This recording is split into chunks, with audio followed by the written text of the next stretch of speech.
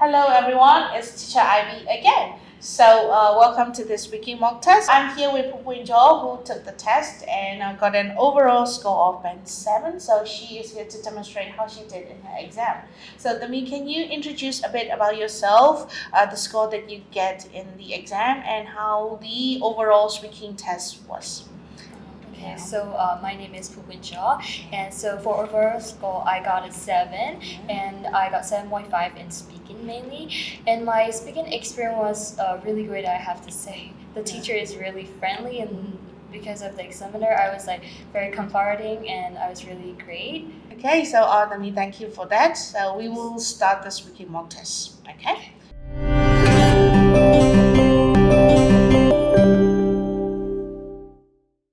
So Demi, I will start with speaking part 1. And this is about your hometown. Where is your hometown located? So I was born and bred in a rural area in Southeast Asia. So mainly I'm from Yangon, which is a vast city in Myanmar, which has like southeast of Myanmar. Yes. So what do you like most about your hometown? Well, I think there are many likable and interesting facts about my hometown, especially maybe there are many malls and like more buildings and really nice scenery and views. And I think even though it's a bit crowded, there are many interesting things. So I like about the places mostly. So has your hometown changed much in recent years? I have to say yes, because of the refurbishment of the city. My hometown has improved a lot concerning with the transportations and also buildings, and many designs have improved, so it has changed a lot compared to the past years. So are there any famous landmarks in your hometown? Yes, there are many famous places like landmarks in my hometown. For instance, the 𝐎𝐸𝐸 𝐁𝐚𝐧𝐝 which is the famous and really nice golden pagoda in my city, and this is really famous because of its historical structures and the background. So that is the mostly famous landmark, mainly in Yangon. So this is about your neighborhood. Do you like the neighborhood that you live in? Well, yes, why not? I really like my neighborhood because even though there are lots of traffic, I feel like there are many places surrounding, like many shopping malls, many places to visit, and many places to go. So I live in a like central city of the town, so I feel like I could do many things here. So I like this town. I like to live here. Of course. So what do you do in your neighborhood in your free time? In my neighborhoods, for me, like I like to do many outdoor activities. So in my free time, I like to play outside with my neighbors, and maybe like we do cycling and maybe play badminton or football in our free time. So I had a really good time because of the wide and very great neighbors. So what new things would you like to have in your neighborhood?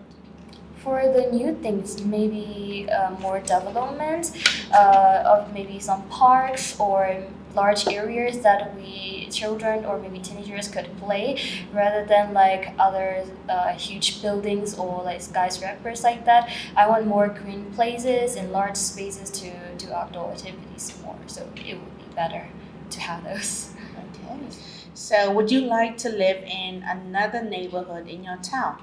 Well, I had a dream of living in a countryside because I'm a person like really homebody, and I like to stay at home, and maybe I like to view the nature and sense the scenery and just stay like that. So I like to be surrounded by many trees and plants and very peaceful without any traffic or like the noises like that. So the countryside.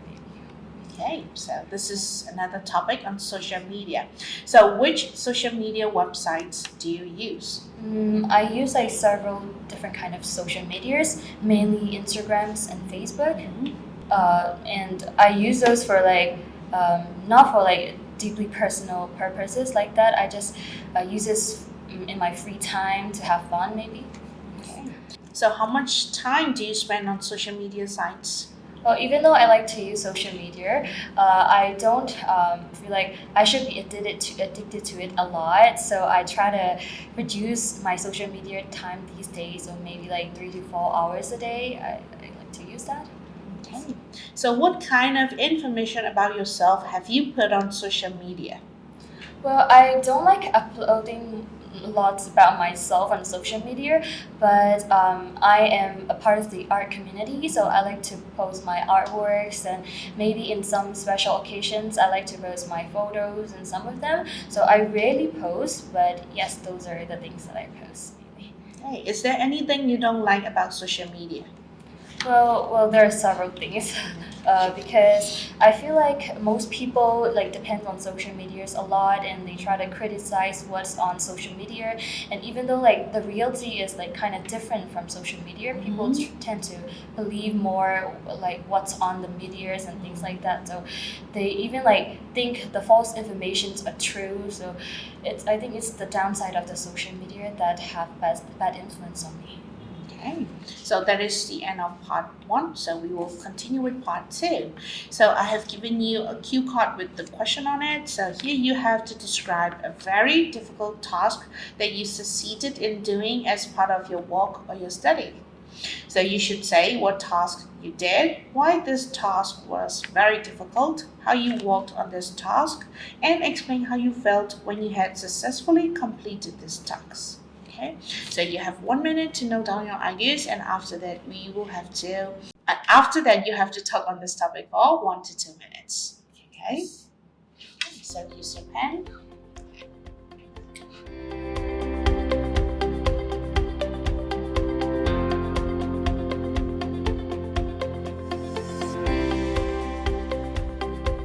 Okay. For the difficult tasks that I succeed, maybe it's in my IGCSEs when I have to do the ICT practicals. And so I had a really nightmare with that ICT, and that is the most difficult part of my IGCSE life. So the test that I have to do was the coding, which is mainly with HTML or Python, and it is really difficult for me because I'm not like very fond of like using computer mostly with the codings, and it's hard to memorize lots of lists of types of like meta codes and things like that. So it's very difficult for me, and well, mainly because of I dislike ICT maybe. Well, when I am in ICT class, I try to focus, but like I feel like things just go by and I don't understand it quite well in the class. So I feel very timid and nervous at the same time when I'm doing ICT. But after a while, I try to like catch up with the lessons because my friends help me a lot in doing ICT. Even though it's very difficult text for me, I try to work on it often because I was weak at that back then. So I try to learn from the YouTube websites which have like free learning, and maybe I try to like look others' codings and learn from them, and I start to ask the questions, maybe like what to do, like how to do this things and stuff. So because of those helps, I think I was able to keep up with all well later on my global exam of IGCSE. So after my exam, I feel like very relieved because I was able to do the thing that I'm really scared of, that it was really bad at the time when I felt very down because of I'm the one, like I feel like I'm the one who don't know those codings, and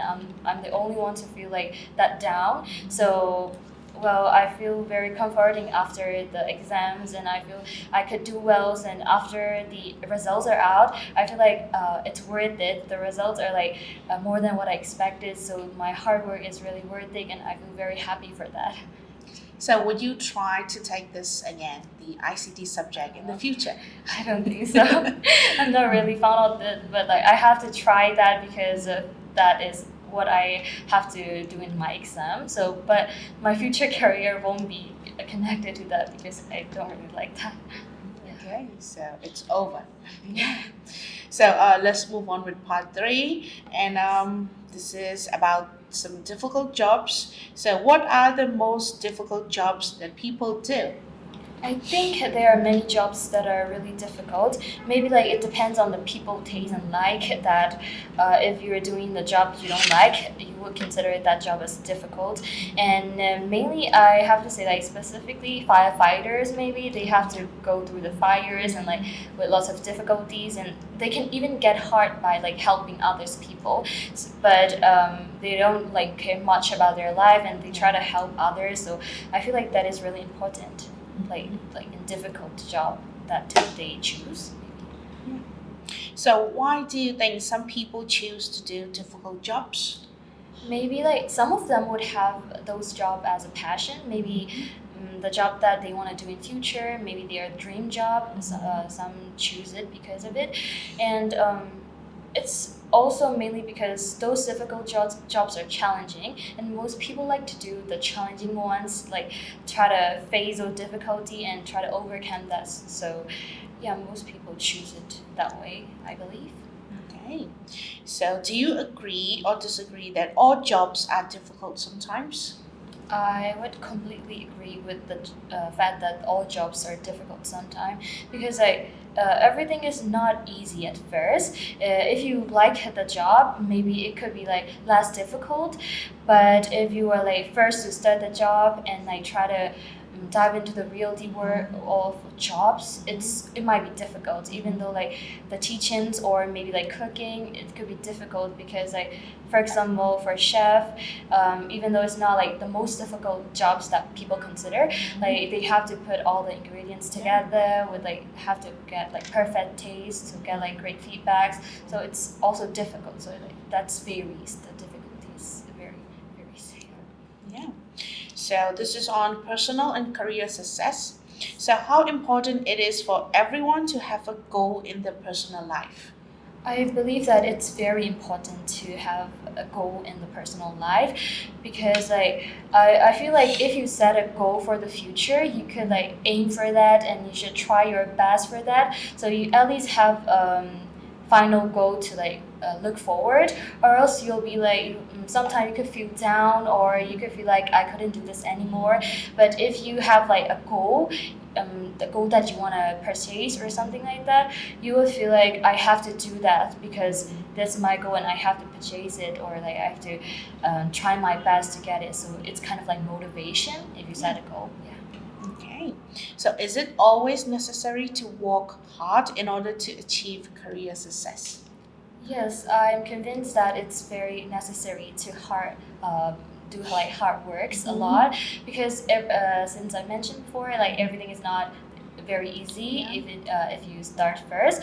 So if you work harder, things will get like easier and you'll be able to enjoy it and finally get to be happy with the job. So if you really dedicate and you're really determined in that work, you should put your all effort and hard works on that so that you could be successful, or you could gain your goals and get to your future life's goals. Yeah. Okay, so this is the last question. So do you think that successful people are always happy people? Well, I'm not quite sure about that because, well, the emotions are not like, I don't think it depends on the success, whether the person is successful or not. So it's really depends. Well, people could be happy. Mostly successful people are happy. That's like other people think that most successful people are happy. But in fact, well, whether you're wealthy or not, successful or not, it depends on the mood and the lifestyle you're just like having.